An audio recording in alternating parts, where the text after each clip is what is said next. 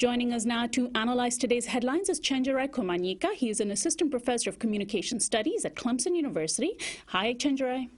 Hey, how are you doing? Doing well. Thanks so much for joining us.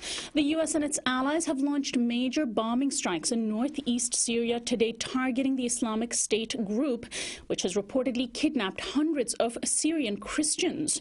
Reports claim that ISIS has captured 10 Assyrian Christian villages inside Syria and has also killed, of course, in the past many non-Muslim groups, although it's not clear what their intention is for the latest mass kidnapping. Meanwhile, Kurdish Peshmerga fighters are continuing their battle against ISIS in a nearby area of Syria in an attempt to cut the group off from its Iraqi affiliate. And the Washington Post reported this morning that it has identified the masked ISIS member who has appeared in a number of beheading videos and known only as Jihadi John by his captives. Mohammed M. Wazi is a UK citizen who obtained a degree in computer engineering and comes from a well-off family in West London. He is thought to have traveled to Syria in 2012 when he joined ISIS. Well, Chenjerai, how effective do you think that the U.S. war has been? It's been fighting this war for more than 6 months now, but ISIS seems to simply be growing stronger.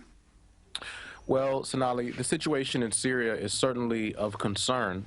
In Iraq, we've seen ISIS be beaten back to some extent. But in Syria, the problem is that no faction in Syria, Bashar al-Assad's regime or any of the major rebel groups, have concentrated their efforts on ISIS primarily. And so this is certainly worrisome.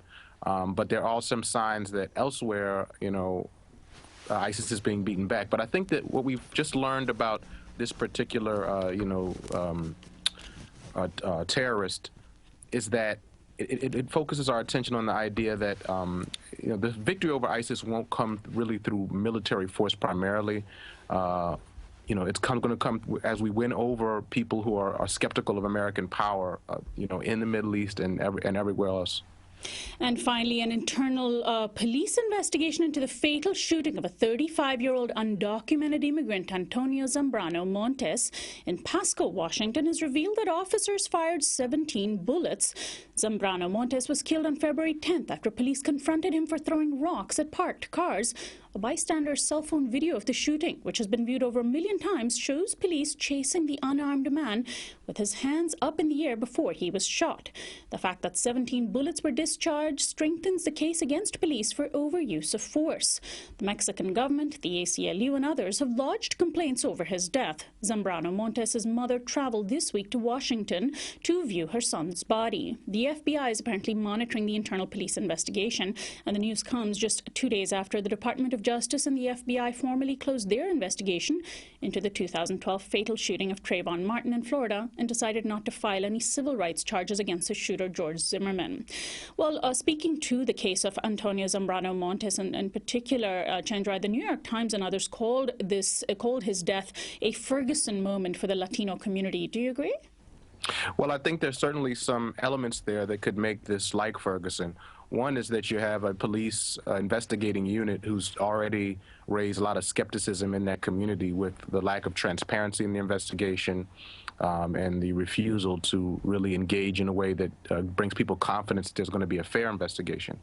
However, there's also the fact that Benjamin Crump has chosen to act, and Benjamin Crump represents Trayvon Martin's family, the family of Tamir Rice, and the family of Michael Brown. So it may be useful for those families and those constituencies to kind of come together to put pressure on the government to make sure that we have a fair trial.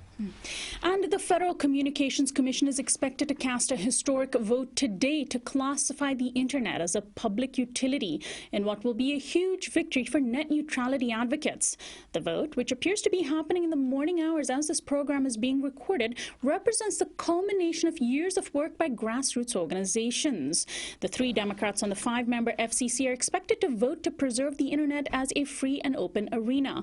Malkia Cyril of the Center for Media Justice said in an interview on Truth Out, quote, "Our digital rights are as important as our rights around incarceration and our rights around policing, our rights around food and housing. Our right to communicate is on par with these other rights." Chenjerai, do you agree with Malkia's sentiments? Yes, I think that these digital rights are crucial for our information, and we appear to be on the verge of an important victory.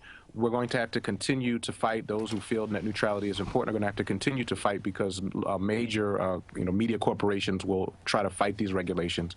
But the other thing is that if you look at the involvement of the net neutrality movement with the Black Lives Matter movement, she talked about that, and that's very important because when we see with movements like the Black Lives Matter movement, they rely so much on social media and alternative media, and so it's been good to see those kind of coalitions happen. Well, Chenjerai, I want to thank you so much, as always, for joining us, and we'll talk to you again next week. Thank you very much. Chenjerai Kumanyika is our daily Newsflash guest expert. He's an associate professor of communication studies at Clemson University. This is Uprising. We'll be right back.